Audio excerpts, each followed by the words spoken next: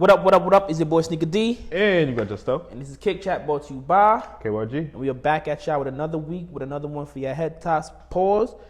Oh, we're going to get into sneakers, but let's take a pause and let's talk about streetwear. Because streetwear always goes hand in hand with the sneakers. Like, listen, if you got 5 feet and your fit is trash, kind of disqualifies you.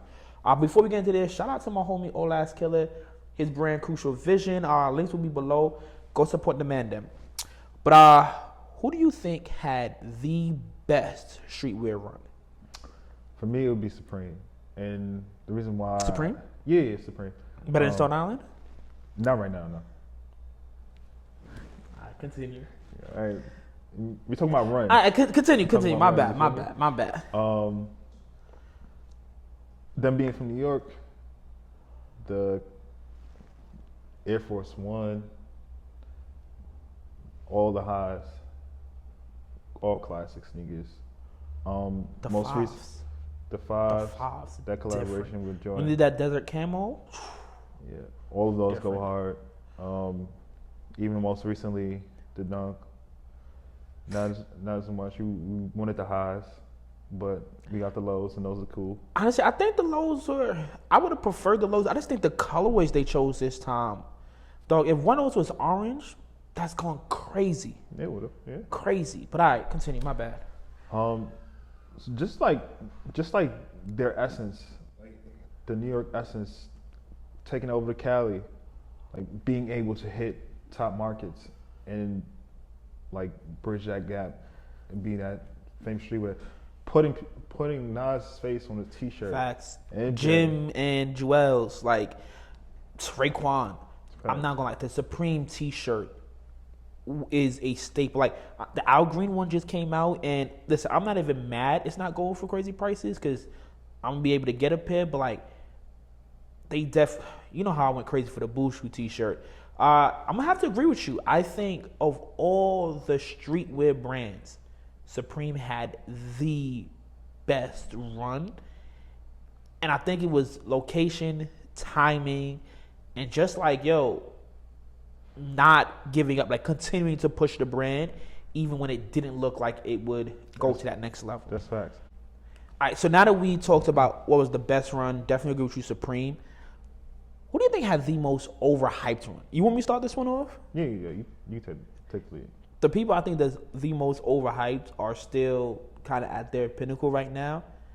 I'm gonna have Kith. Kid? Dog. What is special?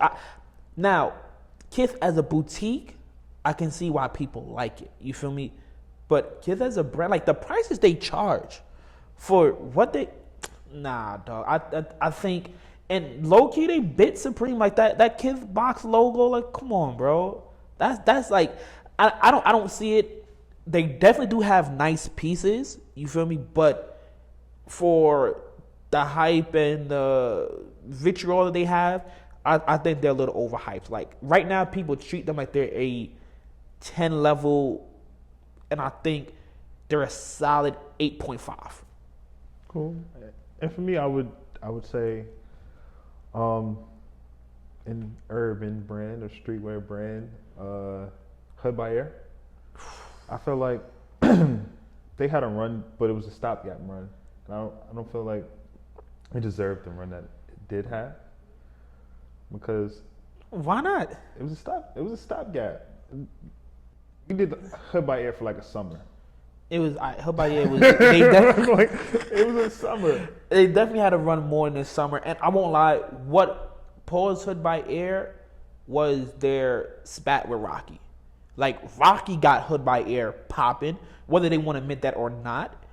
And I think he wanted some ownership in it, and they didn't want to give that to him. So like that pushback is what, because he was like the face of the brand. So when he was like, yo, F it, everybody else was like, F it. But like, I think Hood by Year definitely had some nice pieces. Like, I won't lie, Hood by Year and Black Scale, dog, their combination together, even though they're different brands, and what they were doing in Soho at that time, dog, everybody was low-key goth.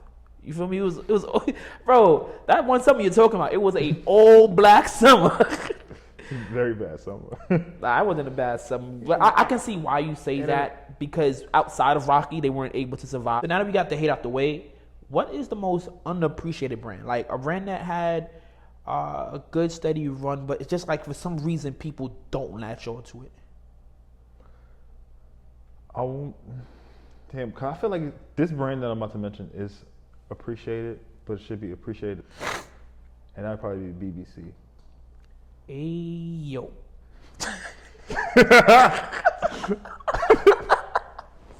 Alright, Billionaires Boys Club. Nah, I definitely why do you think they're underappreciated? Because I agree with you. Why do you think they're underappreciated? I think when Pharrell got with Adidas, and then Adidas tried to like take it and then oversaturate the market with the NMD, it kind of devalued the shoe, You like know what the brand. You know what I always thought was the issue with it? That it was so connected to ice cream, Yeah. but trying not to be ice cream. Yeah. It was like they were the same store. Yeah. Like you enter this Billionaires Boy Club on the ground floor, you go upstairs, it's ice cream. You feel me? So it was kind of like two different options of the same thing. So I feel like some people would just like, we'll just push away from it. And at that time, like when Billionaires Boy Club was on the way up, Bape was killing the streets. The most underappreciated band for me would be 10 Deep. They had a really good, solid piece. Like their jacket game was elite. One of the first brands I know that was really giving you fire book bags. Like they did everything so good. It just no one kind of shout out to Will. Will was the only one. Remember we was in the same friend. Will used to I used to think he worked for them, but like they had good, solid pieces, but somehow it just never went to that next level. That's true. Another one I was speaking to, not sure who it was, early this week was Kid Robot. Now, Kid Robot was also killed by that Black Skill Hood by Air run.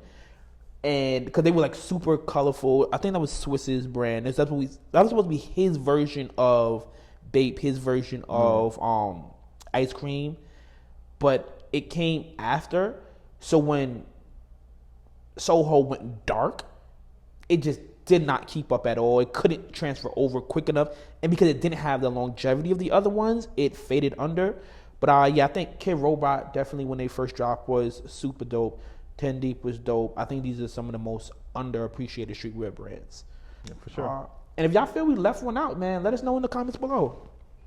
All right, so let's get back to your guy, Mr. Yeezy. With Kanye's return to music, like honestly, like this is 2 albums within a year span. Like the years are technically different, but the months wise within a year span. He has the Netflix thing. He has the whole family issue going on. Do you think that Yeezys are now going to take a backseat to the other priorities in his life? No. and I say that with the most respect to the other things going on in his life. I feel like he's so determined to prove himself right and others wrong that he won't let any aspect of his life fall by the wayside. So I still see him doing a new Yeezy. I still see him putting Yeezy products out there, whether it's a retro, shout out to the last episode, or a restock. Yeezy brand is still gonna be a brand because there's Yeezy Gap, there's Yeezy Yeezy still will be. But what I'm talking about the footwear. Like, yeah, for like sure. the sneakers. He's still gonna do a silhouette. Yeezys. He eventually plans to get Yeezys in the Gap, not just have it just be clothing. So it's gonna get there. Honestly, I'm gonna have to disagree. I think the footwear is gonna take a step back in the sense of when he first got to Adidas, Yeezy footwear was his. Like you didn't really see him in the music scene. You didn't really see him doing other. It was sneakers.